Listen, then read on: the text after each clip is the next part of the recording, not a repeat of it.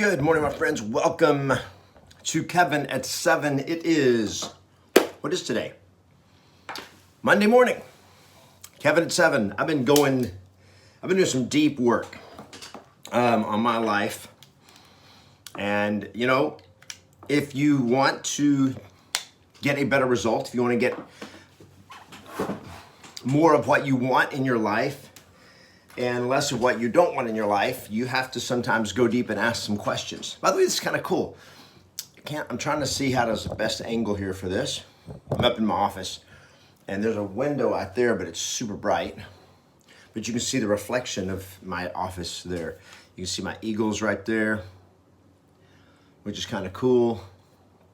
You can, so there's my eagles. If you can see those. All right. So I'm just thinking about how do you make your life better. Good morning, everybody. Welcome as you come on to post where you are in the world today so I can get to know you and see you. So how do you make your life better? How do you improve the things in your life? And so it starts, good morning, Steve, what's up? It starts with knowing what you want. You gotta know what you want your life to look like.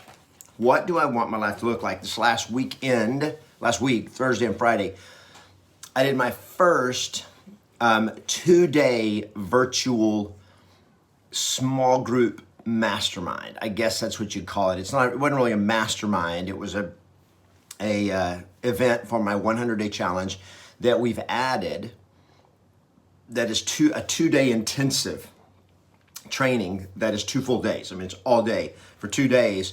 And it's virtual because we're not where everybody can still travel and get together in a hotel and all that kind of stuff. So it's like, how in the world do we do this? How do we do something that works for everybody and that's not boring, where they're not just sitting listening to me talk for 2 days.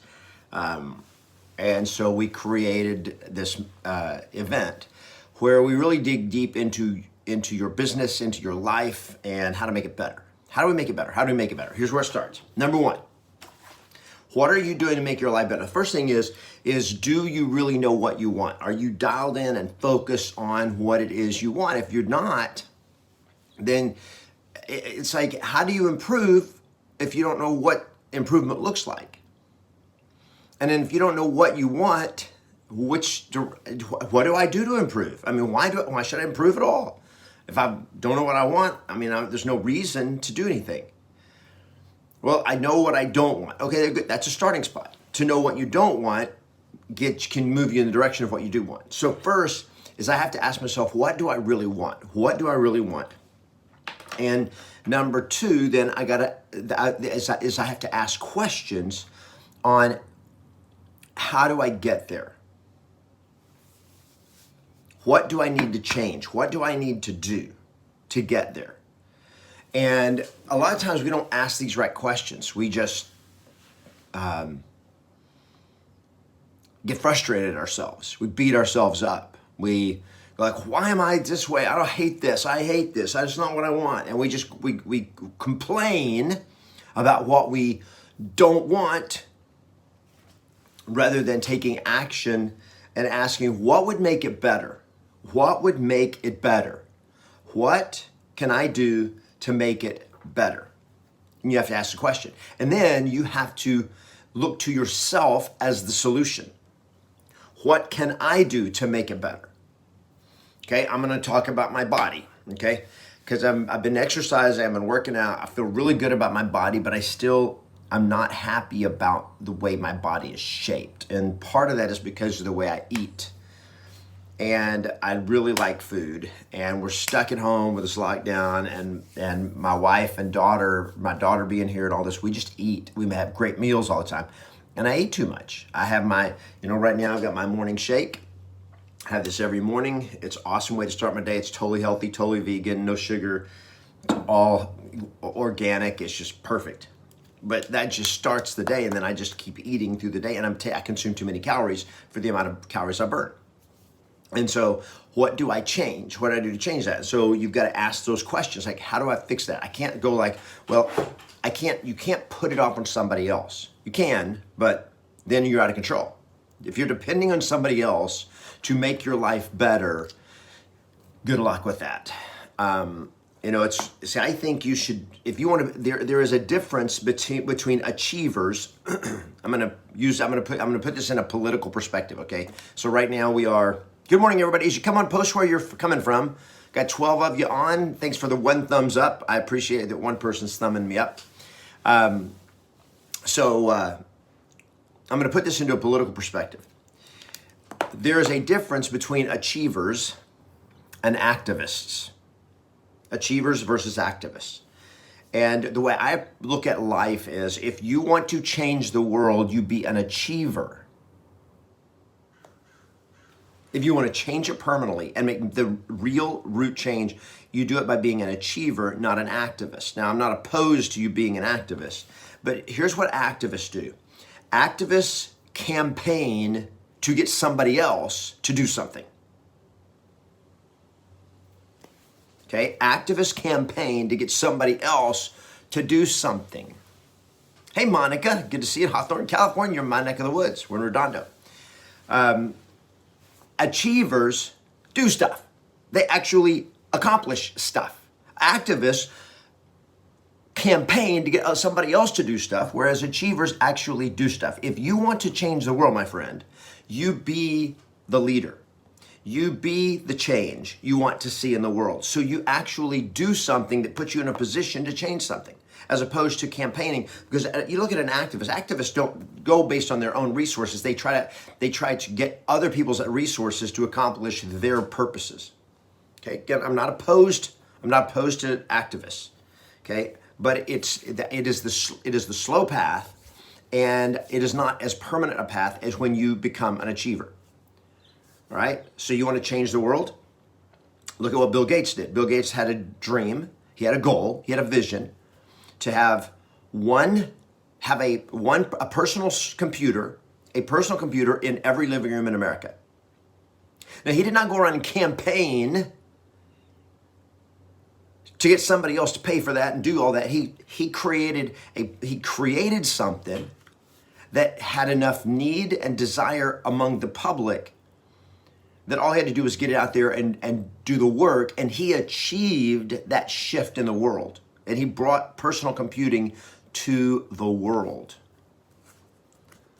That changed the world forever. They could never go back. When you try to change stuff by government regulation and all that kind of stuff, you're not changing humanity as well as when you do it by achievement. Now, same thing with your life. If I'm going to change my life by activism, which means I'm going to campaign to get somebody else to change my life. I'm going to get an accountability partner. I'm going to get a coach and expect them to do the work to change my life. No, they can't do it for you. I'm going to hire a personal trainer to get me healthy. Personal trainer cannot get you healthy. A personal trainer can give you some help. He can direct you. She can guide you, but you got to do the work. So taking personal responsibility for the changes you want to see in your life, that's what you have to do. So I'm like, okay, I'm going to give you my story this week. I set a goal over a 90-day period to lose 16 pounds. I'm nearly halfway through that 90-day period, and I have lost no pounds. I had lost some, and then I got it back. I know, and I'm like, ugh. And weight loss is not the number one goal, okay? So it's not my number one goal. I have others, but they're more complicated, like measurements and all that kind of stuff. So I've got all the measurements I want. So some of the measurements I'm accomplishing, and some I'm not. In terms of eliminating fat, I've not done a good job on that. So I'm like, what do I have to do different? Well, I've got to make some changes. So I started asking the question. I just started getting frustrated and going like, this is ridiculous. I hate this. I'm like, what do I need to change? Okay. So I look at all the factors in my life and say, okay, what specific course of action can I take that I need to take that will get me the result that I want? I ask the questions. So first I know what I want, and you got to be committed to what you want, right? And then what do I need to do to make that change? Okay, so let me ask you guys a question. What is one thing in your life one thing in your life that you would like to change? Post it right now.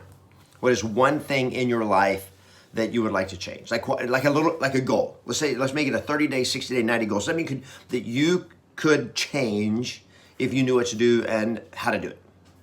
What is one thing that you would like to change?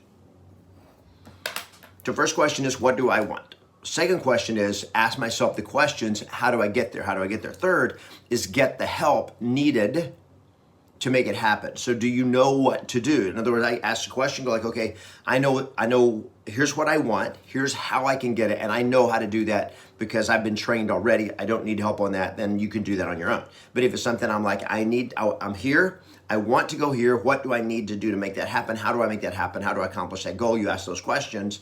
Then you go like, well, I need help to get that done. Okay, then you need to find the help. Okay, everybody with me? If you're with me, can I see some thumbs up? Can I say something? Yes? I find the biggest challenge for me is challenging the belief or story I tell myself about what I can do and can't do. Ooh, this is really good. Yeah, 100%. We do in the 100-day challenge. This is our new, so this is the brand new thing. This was the challenge quest. This was the last 3 days, last 2 days, Thursday and Friday, of the that I did in my training. And here it is right here. Here's this the story. You guys see this? It's a story. And so we did for 2 days, one of the biggest thing we did is help you eliminate the bad stories. The stories. Good morning, Monica from New Jersey. Good to see you. Is eliminating the stories. How do you change and rewrite the stories? So we go through, and we actually did this. We started over a week ago. And every day they had over a 5-day period, they had 4 assignments, 4 different, we call them quests that they went through. And they're helping you dig in and identify your stories. And then we start working on how do you rewrite the stories. You got to rewrite the story. Okay, so now I'm like, I want to get rid of this weight. I got to figure out, what do I need to do? So I'm like, I asked the question, what do I need to do? Well, I need to stop eating so much. Okay, what am I willing to do? Well, I'm willing to stop eating, but I don't want to stop. I'm not going to stop eating completely. And, I enjoy eating with my family because that's family time. So that's an important, I've got my fitness domain, which is one domain in my life. And I got my family domain, my relationships. That's another domain in my life. And I don't want to give up eating with my family in order to be fit. So I need to figure out, how do I make that work together? So I'm going to one of my mentors, Wim Hof. And I'm not personally interacting with him, but I'm watching. I've got some of his online courses. So I'm seeing what he does and what he teaches, and they're doing this thing called the Monday fast. They're like, Mondays, we're fasting for the month. You completely fast on Mondays. You do basically a 24-hour fast. Now, when you do a 24-hour fast, I'm like, do I know how to do that? Well, don't eat anything. Okay, good. So 24 hours, I'm not going to eat anything. So what I'm doing this morning, I'm starting my morning shake. This is it. I'm not eating again for 24 hours. So I'll have this now, and then I will not eat again until 7 a.m. tomorrow. Okay. So I'm going to do a 24-hour fast. And so for me, that's one step. It's healthy. I've checked it out. The intermittent fasting is a great thing to do. And when you fast 1 day a week, they say it's extremely good for your body if you do it right. So I'm going to be doing that. I'll be hydrating and all of that. So I'm making that shift. And for me, I'm like, sometimes I change a complete habit. But for me, I want to test something out. Will this help my body? Will this help me feel better? Will it help me get healthier and so forth? So I am doing 1 day. This first time is just 1 week. Today only. I'm not saying I'm going to do this every week for a year or every week for a month. I'm just saying today I'm going to do a 24-hour fast. And I'm going to test it and see what gets, if it works for me. Okay? And then if it works, I'll do it again. All right? That's how it goes. Whoops. Okay, so I had a question come up. Let me ask this question, and we're going to jump off here and get you guys to work. Anthony Caballero, good from Los Angeles. Awesome. How can I stop getting hung up on all the time calling expires and just listed? Is it my tone? Well, I don't know, Anthony. I haven't heard your tone. But one, you're never going to stop. If you're calling people, and you're calling people who do not know you, you are going to get hung up on. Just that. So you're not going to stop getting hung up on. If you're calling random people, and let me find this thing. Just listed. So when you're calling just listed, that's just pure random calling. From their perspective, you got no reason to call me. Why are you calling me? So pure random calling is just a slow, painful way to make money, to get business.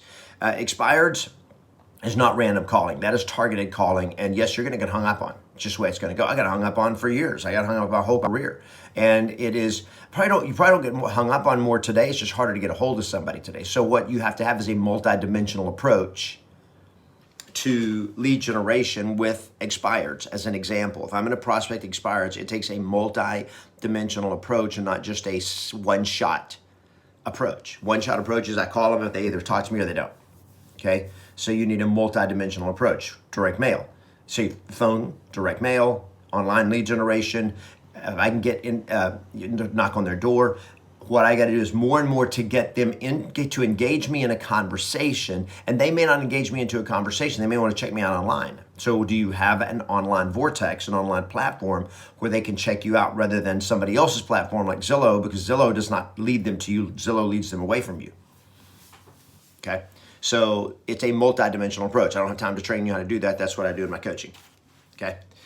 But great question, because you got to ask, how do I get better? How do I get better result? Rather than going expired, see the story, it goes like, well, I've tried prospecting expireds, it didn't work for me. Well, no, I tried fasting one day, it didn't work for me. I didn't lose 20 pounds forever, right? You can't try something one time and then say it works or doesn't work. I took my wife on a date night. It didn't work for me. I didn't change our marriage. Well, you can't do it just one time and go, it didn't work for me. Okay, I took a shower one time and then I stunk the next day. It didn't work for me. Well, you get the point.